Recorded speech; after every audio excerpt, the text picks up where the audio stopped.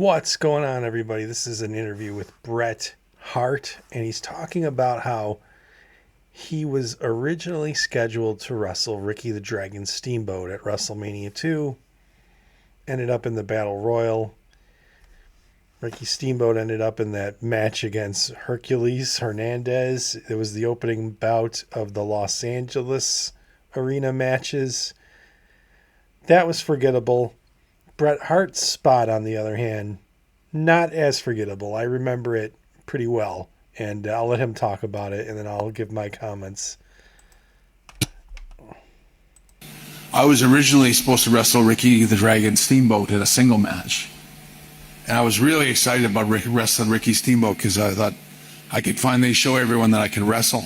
And they broke it to me actually in Boston before I wrestled Ricky Steamboat for what was billed as a sort of they had us have a match just to kind of get a rough idea so we get familiar with each other.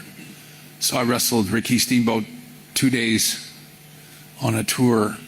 But I found out in the dressing room just before when I got to the dressing room, they came up and told me that they changed the card and I wasn't wrestling Ricky Steamboat anymore.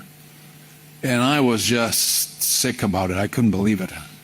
But for me, it was my first chance to really have a really good dance partner and go in there and have a really good match. Like, you know, in your mind, you envision all the stuff you could have done with Ricky Steamboat at that time period. And I think we would have had a really, just based on the two matches I had with him, I had the one match in Boston is on one of my DVDs or whatever that came out. But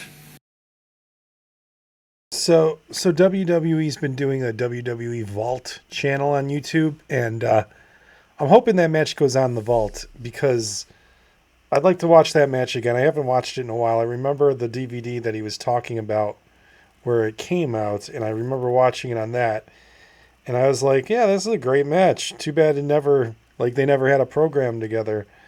And that would have been, I'm looking it up right now on my phone. So it looks like there's a match. It's an unofficial upload, so it's not like, yeah, it's up there. It's up. Yeah, okay, somebody ripped it from the DVD, so it is up there. So there you go. It's just not on an official WWE YouTube channel. And yeah, okay, so it's up there, and it's up there in good quality. So I like how WWE also doesn't, I like how they don't take down stuff. They just claim the monetization. That's really cool of them. But okay, enough of me talking. Why do I do so when I play videos from Facebook, when you pause it, for whatever reason, it mutes the video. So there it goes again.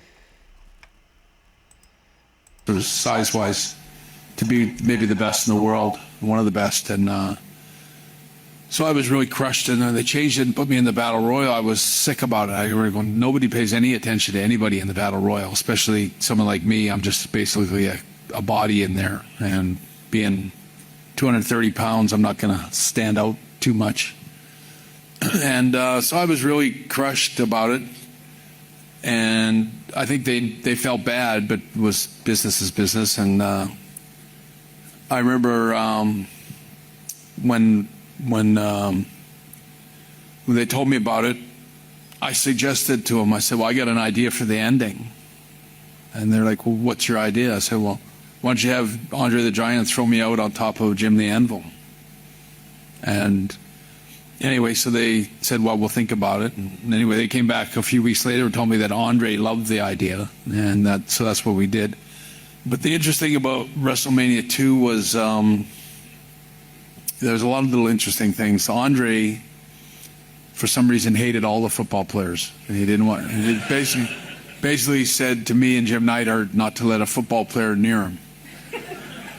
And so basically my job and Jim's job was to keep André busy in the match. And every time we saw anywhere like a football player near him, we'd go and double up on André and take him to another corner or something. But he was, it really made it good for me and Jim, because André's, you know, the focal point of the whole Battle Royal, really. And the football players, you know, the refrigerator he was a natural born wrestler. I believe that the refrigerator of all the guys that have done those cameos has in wrestling. He was a born wrestler.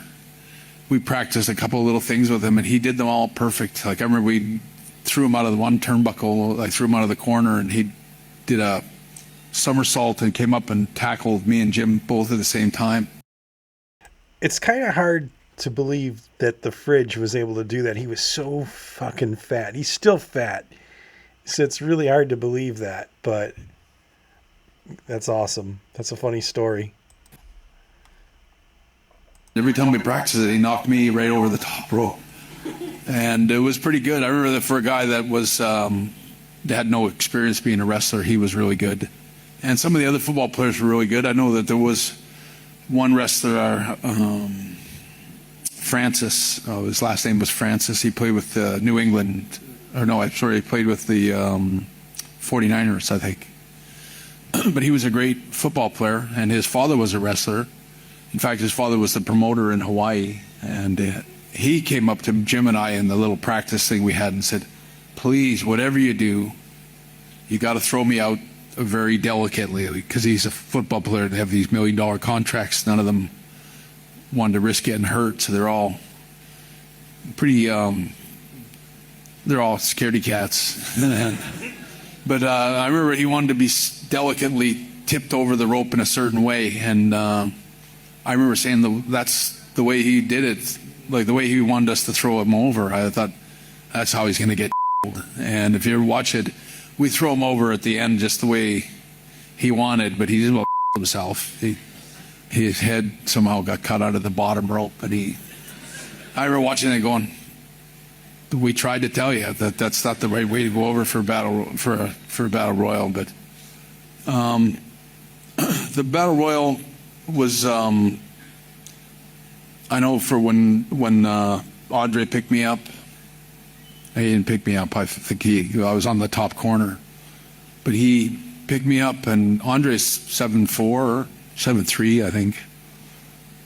That's a long ways down. I remember, it was a good idea when I thought of it a few months before, but that night I remember looking at Jim Neidhart way, way down there, and he had those eyes looking up at me like, oh my God. And when Andre threw me out, that was a really long fall. I thought I was like bungee jumping. All right, that was a pretty funny story. The Hart Foundation in that battle royal also wore blue trunks instead of their pink trunks. And Mattel actually released them in a 2-pack in those trunks. For whatever reason, they were kind of hard to find. I did find them in London, of all places, at a department store. It wasn't London. I think it was Windsor. Yeah, it was in Windsor. So it was over in England. I think this interview might have been over in England, but I found them over there. But they were still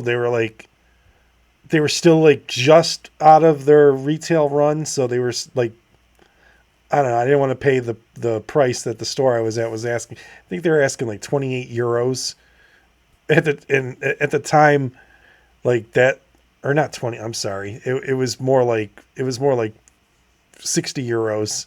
I was thinking of another figure. At the time, 60 euros would have been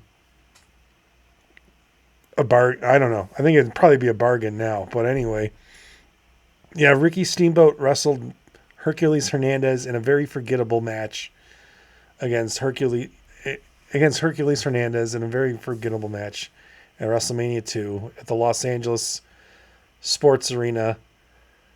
It was the first match of that show, or of that part of the card.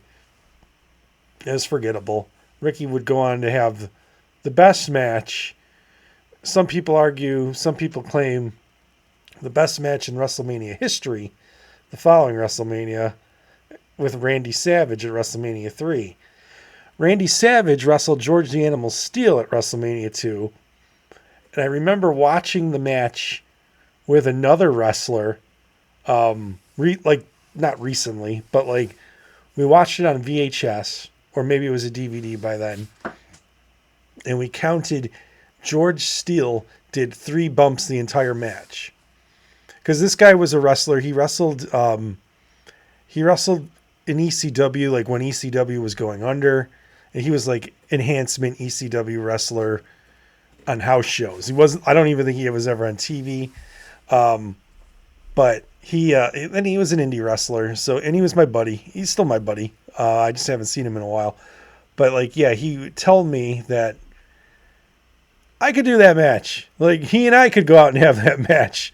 So that was always a running gag with us. But with to redo the George Steele Randy Savage match, I would play the part of George Steele. Wonder who would play Elizabeth. But anyway, let me know in the comments below, what would you have thought if we had a Bret Hart Ricky Steamboat program? That would have been so cool. Man, what if they let Bret Hart wrestle singles back then and had a program with Ricky Steamboat? That would have been awesome. That would have been awesome. When Ricky Steamboat returned in 92 and Bret Hart, or 91 or 92, whenever that was, and Bret Hart was in like the midst of his IC title run, they could have had a program then. Like that would have been sweet. Like, so you like my fantasy booking, you have Bret Hart, he wins the Intercontinental title, and they do an angle and Ricky Steamboat like blows fire at him. Because he had him blowing fire back then.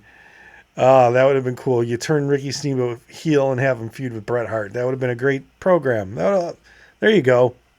I just did some fantasy booking for you guys. All right. I'm rambling. I'm done. Thanks for watching. I'll see you in the next video. Peace.